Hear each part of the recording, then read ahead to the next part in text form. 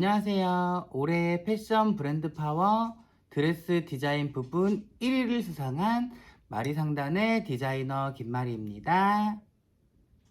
박봉곤이 뭐예요? 어떤 분이 박봉곤이냐고 물어봐가지고 저는 박봉곤 아닌데요. 프란체스카 이름이 프란체스카 이름이 박봉곤이에요? 죽여버리겠어! 그냥 검정색깔 옷 입은 건데 박봉곤이 뭔가 했네. 박봉곤이 프란체스카라니. 네일도 바꿨어요. 딥 그린으로 바꿨어요. 우리 동네 네일샵은 제가 먹여 살리는 경향도 있죠. 비싸요. 어서들 들어오세요. 반갑습니다. 안녕하세요. 저는 18년 동안 수천 벌, 수만 벌의 드레스를 디자인하고 만들어 온 의상 디자이너 겸 패션 사업가 마리상단의 김마리입니다. 드레스 대여를 검색하시다가 마리상단을 찾아오신 분들 입장에서는 아니 저 디자이너는 무슨 드레스를 고르는데 공식이 필요하다고 얘기하는 거야? 라고 질문을 하실 수가 있어요. 오늘 이 영상을 통해서는 드레스 디자이너가 어떤 식으로 발상을 전환하는지 사고의 흐름을 전개시켜 가는지 알아가실 수 있을 겁니다.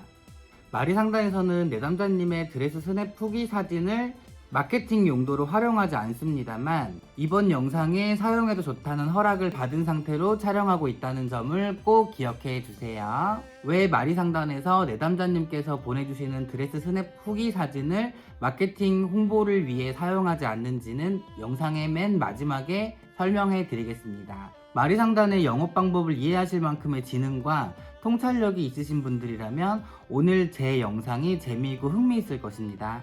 만약 그런 능력이 없거나 더 가치 있는 드레스 대여를 위해 공을 들일 만큼의 의지가 없으신 분들이라면 마리상단의 유튜브 채널 내에 조금 더 쉬운 영상들부터 시청하고 오시는 것을 추천드립니다. 선생님 안녕하세요. 저는 20대 후반의 여자입니다.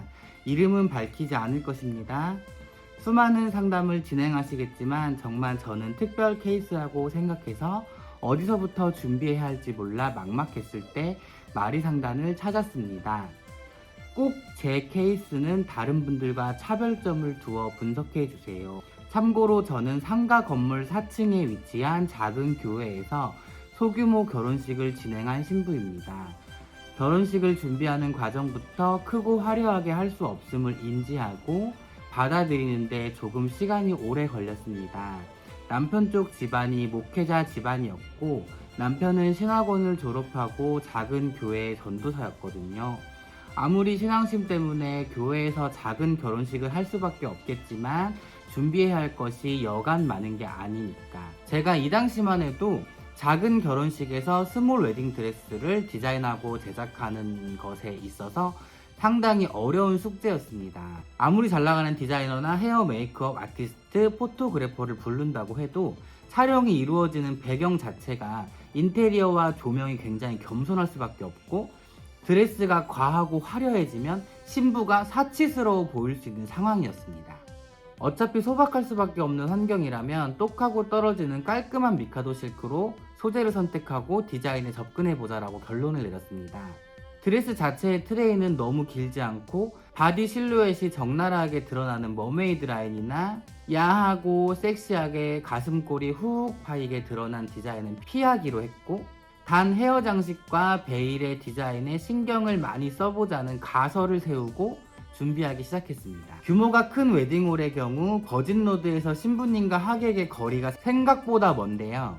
교회의 버진로드는 하객들과의 거리가 상대적으로 가깝기 때문에 드레스의 작은 디테일 하나하나가 선명하게 보이는 것이 문제였습니다.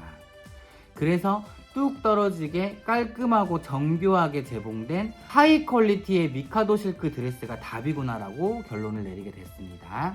또 소규모 결혼식의 특성상 버진로드가 좁기 때문에 트레인이 길지 않고 당연히 가슴골이 야하게 드러나면 안 되는 디자인으로 접근할 수 있었습니다.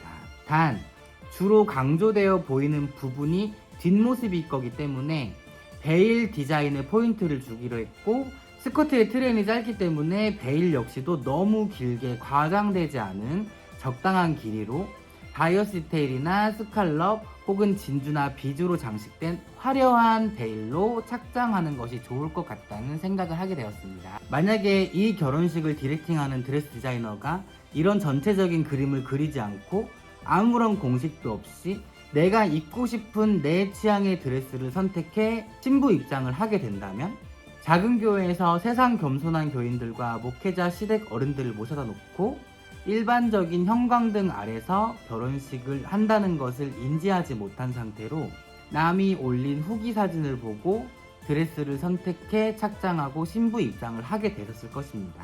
드레스 대여에는 디폴트 값이 존재하지 않습니다.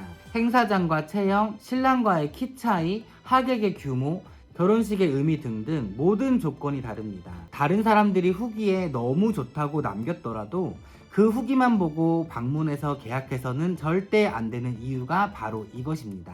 너무나도 상대적이고 주관적인 부분들이기 때문에 그들이 만족했다고 하더라도 본인이 만족하라는 보장이 없고 남의 후기 사진으로 영업하는 업체는 그만큼 보여줄 것이 없는 것입니다. 그리고 그런 업체들은 그것 자체가 고객들에게 마약과도 같은 처방이라는 것을 알아야 한다고 생각합니다.